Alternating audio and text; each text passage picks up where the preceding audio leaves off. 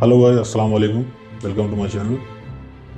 अगर आप तेलंगाना के वोटर से या स्पेशली अगर मैं कहूँ तो अगर आप तेलंगाना के मुस्लिम वोटर से तो ये वीडियो आपके लिए बिल्कुल भी स्किप ना करें। सबसे पहले ये वीडियो देखिए।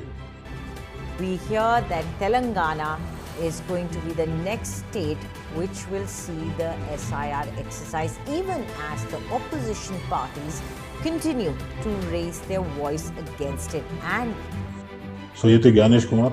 इनकी बातें सुन के आप समझ गए होंगे कि आने वाले वक्त में तेलंगाना में SIR की प्रक्रिया शुरू होने वाली है। तो ये जो SIR है इसका मतलब होता है स्पेशल इंटेंसिव रिवीजन। तो ये वीडियो बनाने का एक ही मकसद है। ये वीडियो बनाने का मकसद आप लोगों को डराना नहीं है। ये वीडियो बनाने का मकसद आप लोगों को आने वाले वक्त के लिए तैयार करने की ज़रूरत है, तैयारी करने की ज़रूरत है। आप लोगों को अवेयरनेस अपने अंदर पैदा करने की ज़रूरत है। इसके बारे में आप लोगों को एजुकेट होने की ज़रूरत है। और इस चीज़ के अंदर सबसे बड़ी जो जिम्मेदारी है वो हम मुस्लिम यूथ की है।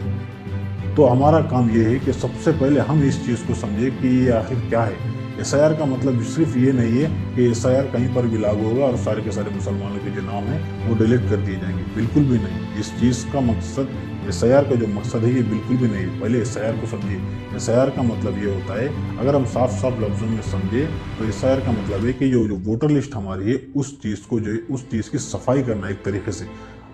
जैसे कि जिन लोगों की मौत हो चुकी है, जिन लोगों की डेथ हो चुकी है, या कई सारे लोगों के एड्रेस चेंज होते और कई सारे लोगों के जो डुप्लीकेट नाम आ जाते, इन सारी चीज़ों को जो है डिटेक्ट करके उस चीज़ को रिमूव करना, मतलब वोटर लिस्ट को जो एक तरीके से क्लीन करना SIR का जो है काम होता है।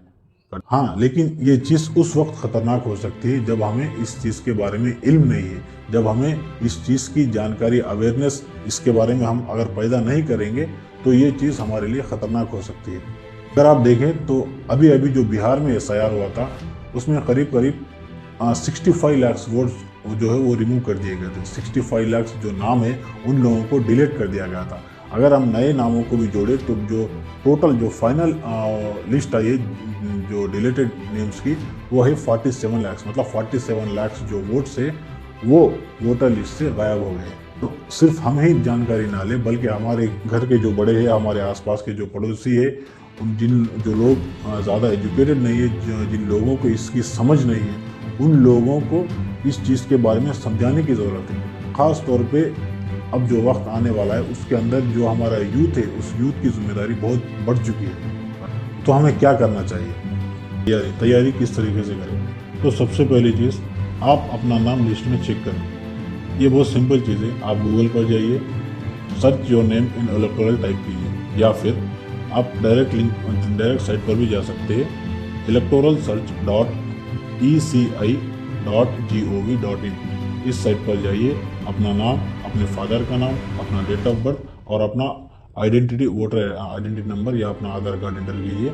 आपको शो कर दिया जाएगा कि आपका नाम है या नहीं। अगर है तो कोई प्रॉब्लम नहीं, अगर नहीं है तो भी इसमें घबराने की ज़रूरत नहीं है।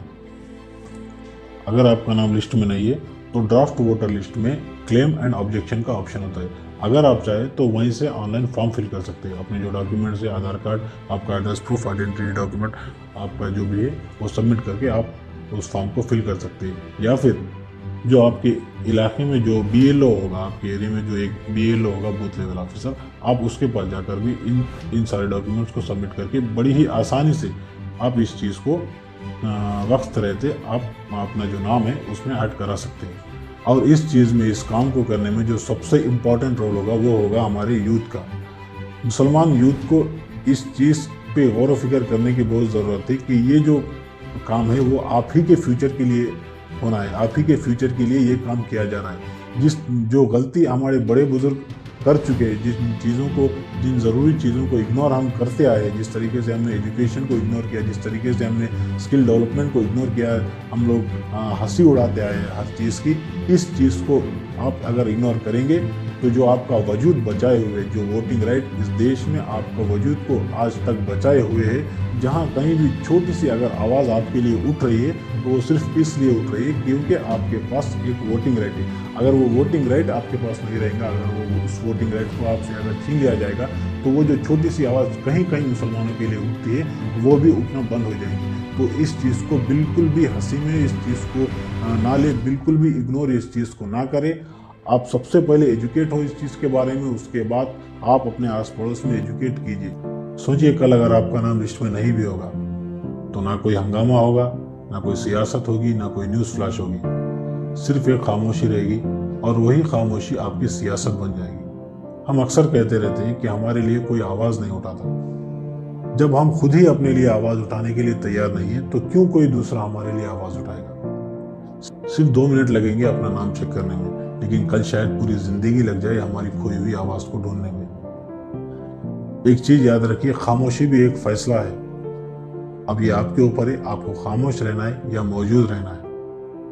और आखिर में मेरी यही गुजारिश है कि इस वीडियो को जितना ज़्यादा से ज़्यादा हो सके आप शेयर कीजिए और आगे आने वाली अपडेट्स की जानकारी के लिए मेरे चैनल को सब्सक्राइब कीजिए। और अगर आपको इससे रिलेटेड कोई भी अगर आपको डाउट हो तो कमेंट सेक्शन में आप मुझसे पूछ सकते हैं।